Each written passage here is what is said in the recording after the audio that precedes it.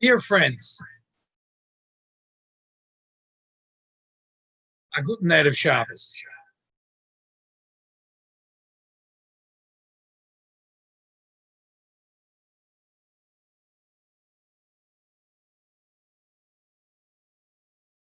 This week, a prominent Askim asked me to help him on a project, which I will, in Mitzvah Hashem. And this is a person I've known for several years, a person I respect, a person that's been involved in many projects for over 40 years in favor of Klal Yisrael. So the Askin asked me if I'd like to hear, since the week of Gimel Tammuz, he says, would you like to hear a story, a personal story I had with Lubavitcher Rebbe? Oh, sure.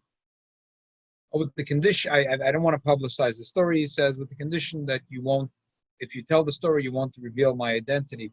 No problem. So here's the story. This Askin, as a student, was bouncing from yeshiva to yeshiva. Bouncing from identity to identity. Chassidish, Litvish. Within this yeshiva, he went from within Chassidus yeshiva, he went bouncing from this. One day it was this chassid, that chassid. Eventually, he landed in Toidas Emes Yerushalayim. So it was Tishrei, and he came back to New York, and he comes into 770 to Lubavitch. It was in the Aseres Yemei Tshuva, and he walks into 770, and he hears two students, two bochrim, and one turns to the other. He says, "You remember I told you about this nutcase who is a student in the yeshiva in Toidas Emes Yerushalayim? Hey, this is it, this guy." And he says, my heart sunk. I took a piece of paper, and I wrote a letter to the Rebbe telling him the entire story. And I signed, he says, I signed the Meshuggah. He didn't sign his name. He told the Rebbe the story that he learned in a Chabad, bounced from yeshiva to yeshiva, recently landed in a Chabad yeshiva. He came to 770. This is he overheard a conversation. He signed the Meshuggah. He goes to the maskiris, the secretary,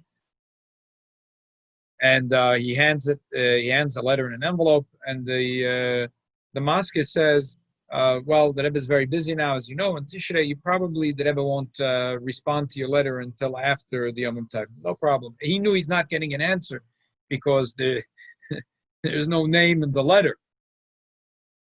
Shabbos was a Fabrengen, Shabbos Shuva, and he was standing high up on the bleachers, on the Mizrach side of the bleachers.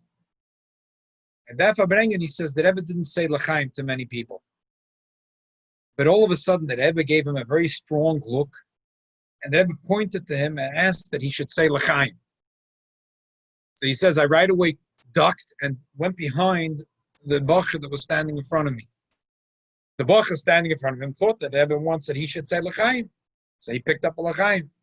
So the Rebbe goes like this, that they should both take L'chaim. In other words, he understood that the Rebbe didn't want to insult his friends, but the Rebbe wanted him to take L'chaim. He says, how did the Rebbe know? There was 5,000 people in the room. He says, how did the Rebbe know who wrote the letter? I signed the Meshuggah. He says, I have a brother who learns in Brisk. My brother says it's not a miracle at all. Even if it was 10,000 people, people would be able to know who's the Meshuggah.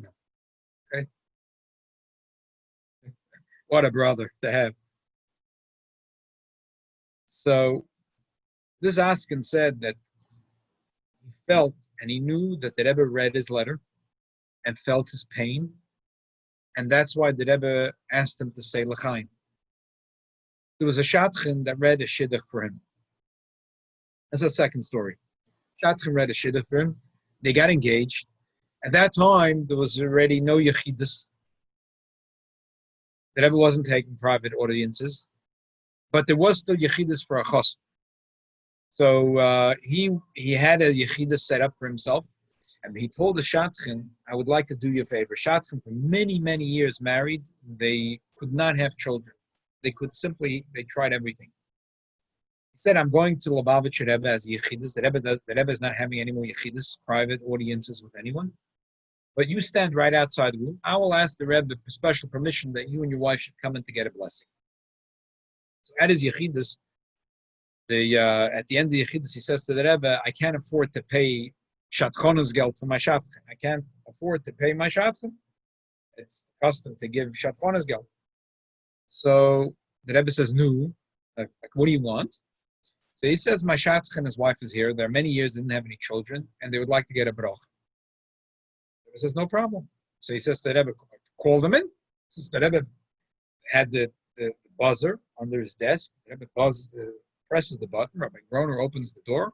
The Rebbe says, there is a couple here that they want to come in for a broch, and let them in. He says, Rabbi Groner looked at me, and I knew I was almost in the blender. So by Yivrach Yaakov, I just got up from my place in Yechidus, and I just ran out of the room. I told my Shatch and his wife, you better run into the Rebbe's room right now. Now's your chance. Here's your crack. He says, Rabbi Groner was running after me, Kingston Avenue, and we're running, and he's screaming, never dare to step a foot again in 770. In other words, because he crossed Rabbi Groner. He was supposed to be no Yechidus, and he goes behind his back and asks the Rebbe for special permission. Bottom line is, they had a Yechidus, the Rebbe gave them a bracha. 6 months later, the Shadchan called him, please, could you go to 770 to give the Besuda Torah to the Rebbe that my wife is pregnant. And he came to 770, and Rabbi Groner did not forget that he requested that he not step his foot into 770. Anyway, he appeased Rabbi Groner.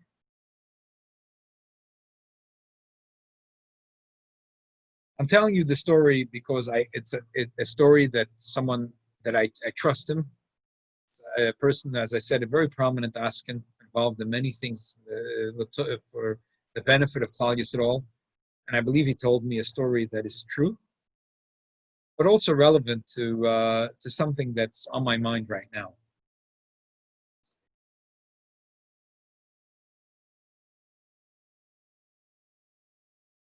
In Parshas Chukas, there's the story that the Jews are complaining there's no water. After Miriam passes away, there is no more water.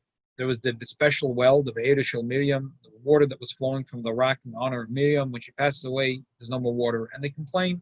The Eibusha says to Moshe, he should call the Yidden, talk to the rock will flow again with water. Moshe Rabbeinu, the Jews anger him. Then he says, he instead of talking to the rock, he hits the rock, and then water flows. But then the Eibusha turns to Moshe, because you didn't trust in me, like the Shenu, to sanctify me, in the eyes of the Jews, therefore, as a punishment,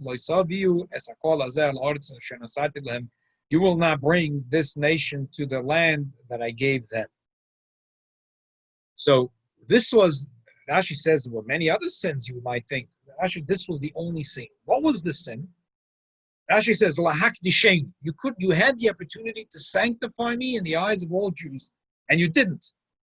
What was the opportunity that Moshe had to sanctify, and what was the opportunity that was missed? Rashi says, "Sheilu dibartem alasela v'hoitzi."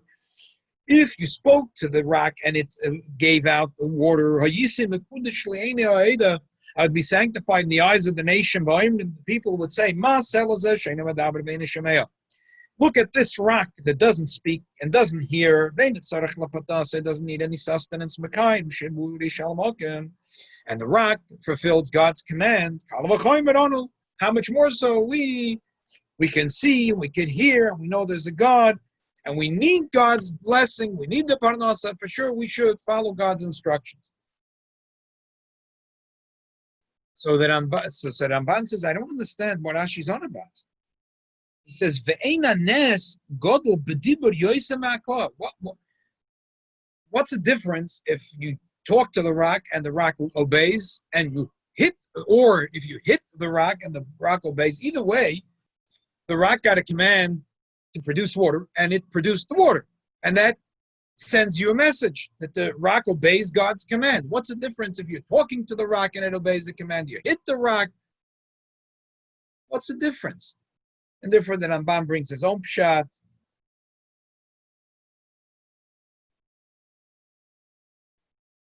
And the Rambam thinks that Rashi is Divrei Agoda. But Rashi thinks that his pshat is pshat.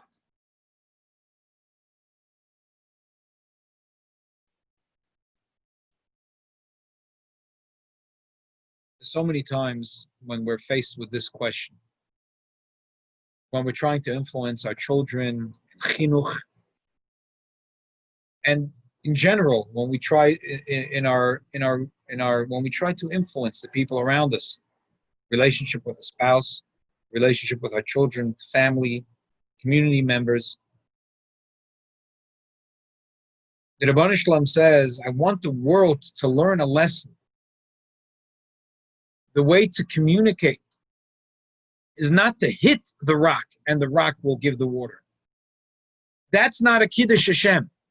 That's not sanctifying my name.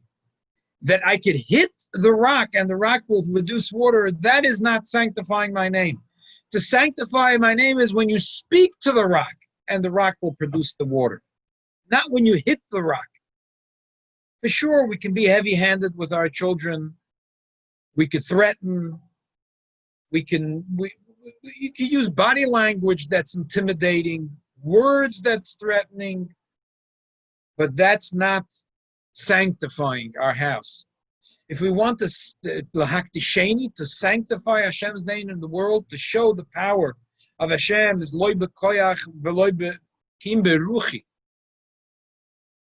not with the stick, with the spirit, with speaking, with love. A beautiful thought that I heard at a Fabrengen. When did Miriam pass away? Miriam passed away on the 10th day of Nisan. That's why we celebrate the miracle of Makas B'Chodesh, the Shabbos HaGodol, because that's a day, the 10th day of Nisan is a day that there's a minute to fast on that day. So presumably, the 11th day of Nisan is when there was no water.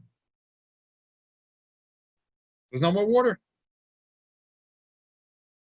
If it says the Chassidus, if Moshe Rabbeinu had entered with the Yidden in Eretz Yisrael, if he had taken the Jews into Israel, that would have been the Geula Shleima, that would have been the complete, the final redemption. So the Eibishter says, on this day, Yud Aleph Nisan, many years later, Goyal Rishon Goyal Achim, Moshe Rabbeinu, there's a Moshe Rabbeinu and a tzaddik in every generation. I'm going to send a tzaddik, Nishmas Moshe Rabbeinu, to show the world that we don't hit the rock, to influence the world. We're not going to try to intimidate even to keep mitzvahs, to shame them to keep mitzvahs, to intimidate them to be Jewish, but with love, with pure love. Nothing but love, love, and love. As we saw from the Rebbe, when a bocher comes in and he hears a hurtful thought about him. Yeah, this is the Meshugana. Yeah, I told you this. And he writes a letter, he signs the Meshugana. The Rebbe finds this guy and 5,000 people. It hurts the Rebbe, and the Rebbe wants to elevate him. The Rebbe tells him, Zog l'chaim. The Rebbe shows us that we don't hit the rock, we speak to the rock. The way to influence a Yid is by showing him pure love. And this is that from Moshe Rabbeinu, that it comes that many years later, there's Goyal Rishon and Goyal Acharon, there's a Nishmas Moshe Rabbeinu that shows us the power of how to speak to the rock. That's how we sanctify Hashem's name. Throughout history, we've seen many G'dolei Yisrael who shown an incredible amount of love. But the crisis that Klal Yisrael had after the Holocaust is probably unparalleled. And the tool that the Rebbe used to be Jewish communities. There was a Beis Din. They would put a person in excommunication. They would shame a person, perhaps. Pure love. Love, love, and love, and never stop showing a reservoir with no end of love. And that's how the Rebbe captured the heart of Klal Yisrael. And that's the lesson we have to take, coming from Gimel Tammuz, and this Shabbos, which is Yud Beis, Yud Gimel Tammuz, the Chag HaGeula, 93 years of the Chag HaGeula of the Frierdiker Rebbe. And this was a very big day in the calendar of the Rebbe and the Rebbe's life. We would always farbring on this day. So we have to know that the lesson that we have to take is to feel the pain of another Yid, If he fails, ridiculed, he's the Meshugana, that we feel him. 1 out of 5,000 people we can identify. The miracle is not, perhaps the Brisker brother is right, the miracle is not that the Rebbe found him. You could tell such a person, but that the Rebbe cared about it. And the Rebbe shows it to us, that we don't hit the rock. The way we influence our children, if we have a child who's in pain, who feels that they're the Meshugana,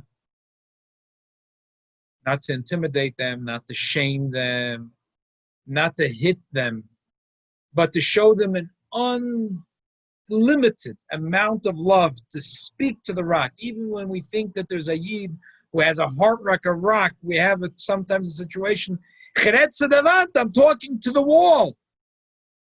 Keep on talking.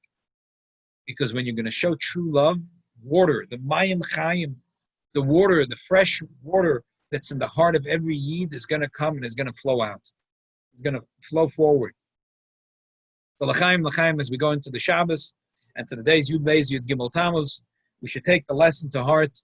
We should feel when another Yid is insulted, we should feel that he feels like the Meshugana. And the response, unlimited amount of love. We should talk to the rock until it flows with Mayim Chaim. David should help that this mismach, geula legeula, that this Shabbos, which is a geula, should be the beginning of the geula mitzvah shleima, a complete geula, and no family should know of any pain and any suffering. It should be the end of the golus, and we should see each other this Shabbos already, and we should see a Fabrengen happening in Har HaBayis, Bevis Mashiach Tzedkein. A guten Shabbos.